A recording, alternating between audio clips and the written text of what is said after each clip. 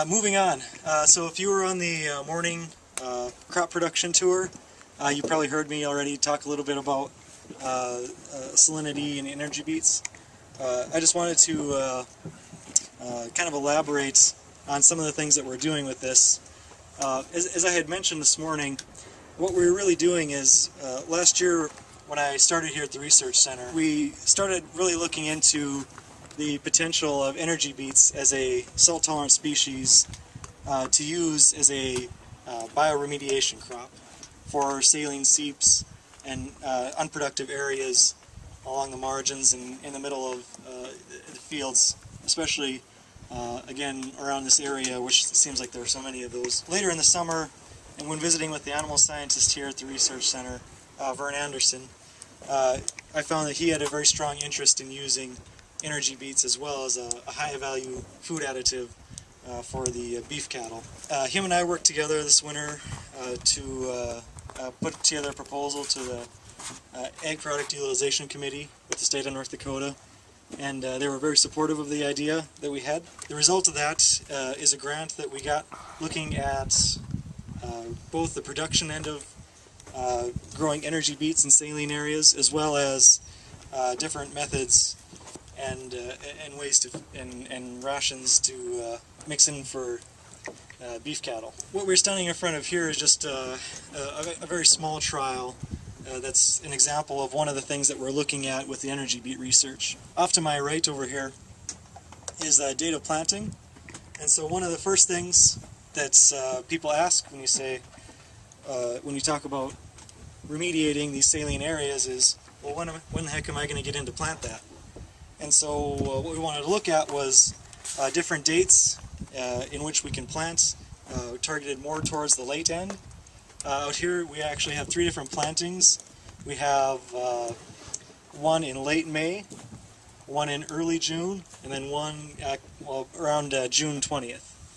So 3 different timings, hopefully coinciding somewhat with when many of these wet areas in the state start to dry up. Starting off to the far end from where I'm at, the sugar beets that are up, that was the first planting.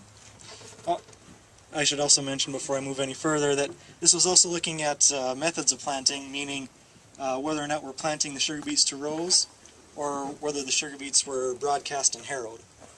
And so actually the plot right next to the first one there would be sugar beets that were just broadcast and harrowed into about well, hopefully about a ½ inch is what we're looking at. So we can see there's plenty of moisture at that point. Those beets were coming up pretty well.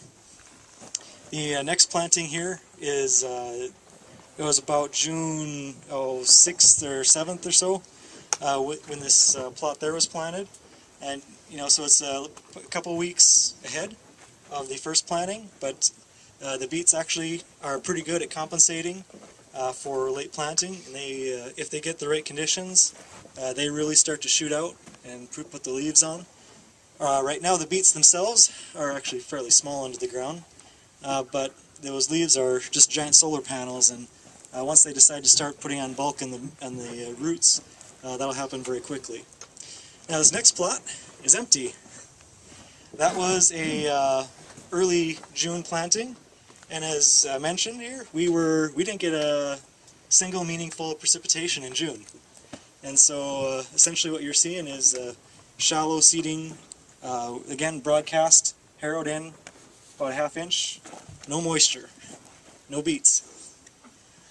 The end row here, we actually have a pretty poor stand here too, but that was the same planting date as the broadcast and harrowed one, but it was planted and then therefore just a little bit deeper as well.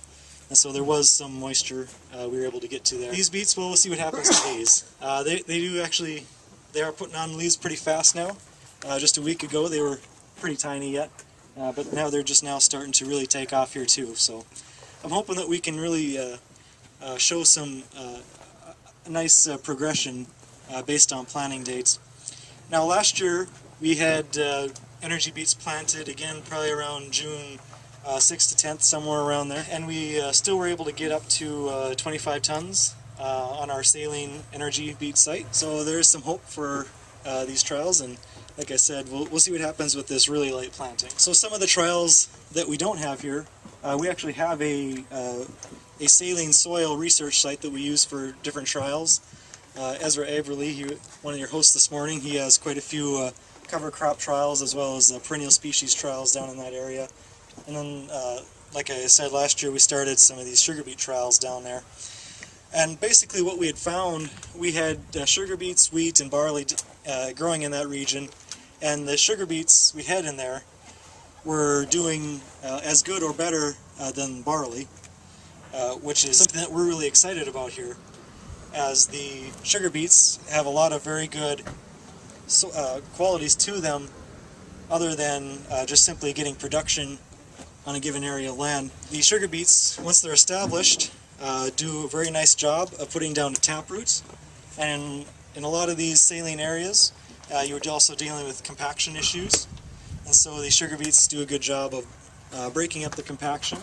If you get a pretty good stand of them, Blaine again mentioned this morning that if you have a stand of 50,000 beets per acre, which is considered pretty good, you have that many taproots pushing through the soil, you're going to do a pretty good job of opening up some infiltration, so the water can, not only that year, but in future years, the water can move away from the sites a little bit better.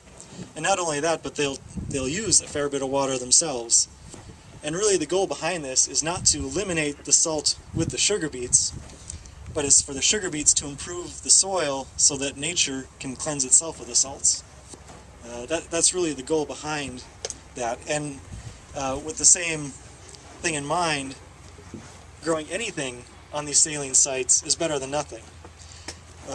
Barley and sunflowers are also very good options for cleaning up a saline area, as they are both saline tolerant, and sunflowers can use quite a bit of water themselves. You can plant both of those crops fairly late in the year as well.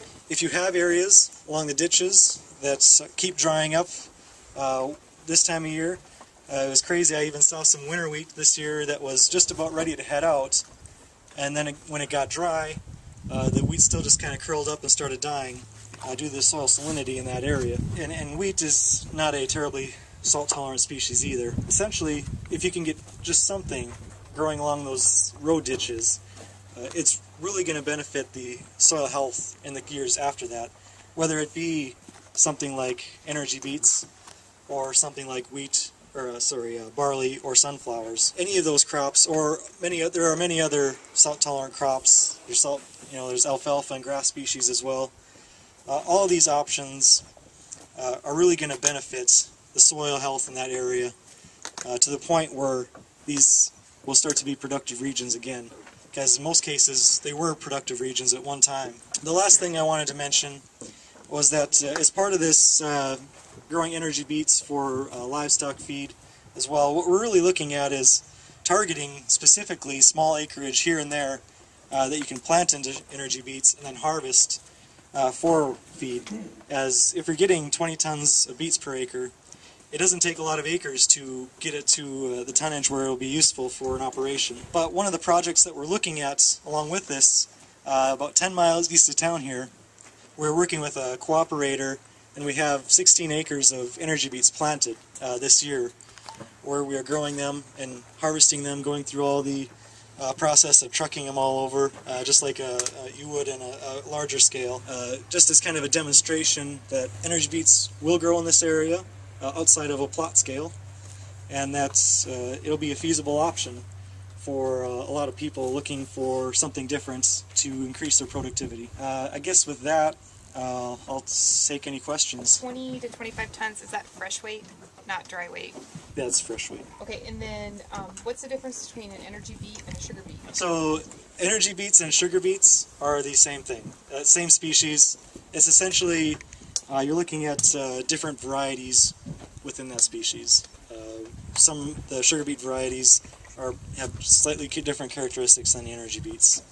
And I don't know all the details, but they're just a little bit different. Same species. Okay, good question there too. How do you harvest the solid-seeded sugar beets?